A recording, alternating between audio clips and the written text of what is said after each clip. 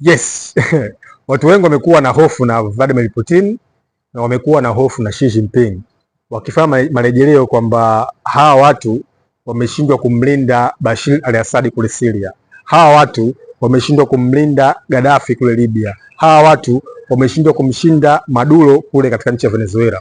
Kwa wana hofu dhidi ya hawa washirika wake wa Irani wa Urusi na nchi ya China. Ukitazama kimkakati ni kwamba ni kama vita ya Urusi na Ukraine imemweka bizi zaidi Vladimir Putin, kwa anashindwa kulinda maslahi yake ya kimkakati katika maeneo mbalimbali ya washirika wake.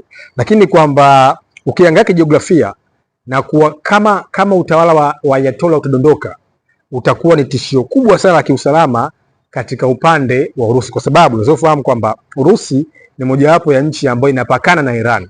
Kwa kuanguka kwa utawala wa Ayatollah itakuwa ni kuwakaribisha wapinzani wa Urusi chumbani au kuwa karibu na mipaka ya Urusi. Kwa hiyo ndio maana leo hii China, Urusi wamepeleka meli za kivita na kuweza kufanya mazoezi ya pamoja kuweza kumlinda mtawala wake au mshirika wake wa kimkakati. Kwa hiyo nafikiri kwamba Ayatollah ataenda kulindwa zaidi na nchi ya Urusi.